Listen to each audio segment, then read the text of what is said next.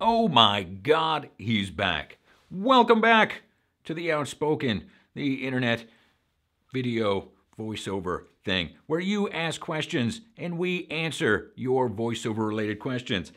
It's been a bit, so I got a backlog of all these questions that people have asked that I've been putting off. I just didn't want to do videos. I was like, that doesn't pay me anything. And like, screw those people. But then I said, no, I should. So I'm doing another one of the lightning things where I'm going to answer a whole bunch of them today, and then we'll edit them up over time and put them out. So you get all kinds of fantastic Outspoken with Eric Shepard content. So let's jump right into it. Brother J22 Stops asks, what is the recommended DAW for voiceover? There's a million choices out there. There's a lot, and you know, they're all actually kind of similar in a way. The layout is fairly similar, and they all kind of do similar things. But there's a few that have emerged as kind of the front runners and software that, you know, the majority of voiceover people are using. I use Adobe Audition. Why? Because I'm lazy. I've been using it back since it was Cool Edit like a million years ago, and I think Adobe bought it or something. I don't know. But you know, I like it. I know the layout. I know the workflow. If I switch to something else, then you know, it's going to take me forever to figure out the things that that I use often. But it works. You know. They have it now. It's like on the subscription thing, and I hate having to subscribe to anything. So I've got like a standalone, and I think you can still get a standalone as well, and it works great on the Mac. It's not the most popular one out there, but it's the one that I personally like. So you know, I got to talk about it. Pro Tools is probably the gold standard. Most professional studios are going to be using Pro Tools. So if you have it and you know how to use it, good, you know, awesome, use it. I personally think it's kind of like killing a fly with a chainsaw. It's just overkill. It's a massive program. It's big, it takes up a lot of resources, it has a fairly steep learning curve because it does everything. You know, you could create like a whole, you know, album on this thing, you know, with 8 million different tracks and string sections and whatever. You could like push a button and like, now Katy Perry sounds like she can actually sing. You know, it's got all kinds of magic stuff in there, but we're just doing voiceover, man. So you've got, you know, one mouth.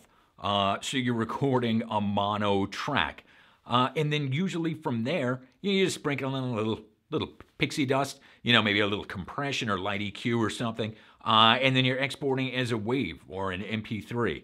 Like, this is not, you know, insanely complex stuff that you need, and so most programs are going to be able to handle the generally limited amount of stuff that we're going to be using 99% of the time. If you're like a whole producer, you know, that's different, but if you're just you know, the average voiceover person that's doing auditions or projects and sending it off, you don't need, you know, all the super millions of bells and whistles with something like Pro Tools.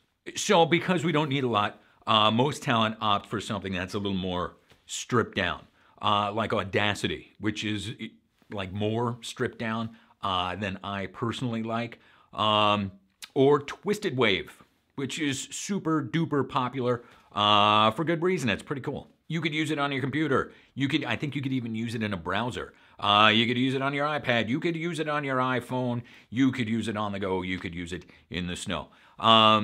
You know, it's versatile and it's cheap. I think it's like $80 or something. So it does the basics, you know, cut stuff up and a little compression and change of levels and, you know, the basic stuff that we do. But you can also add to it. You could use, you know, VST stuff and then create these stacks, I think they call them, you know, and do all kinds of extras in there. So it's versatile and, you know, because of that, it's being used by, you know, by a lot of talent. Probably the most popular, I would venture. But really, you know, you could use whatever you want.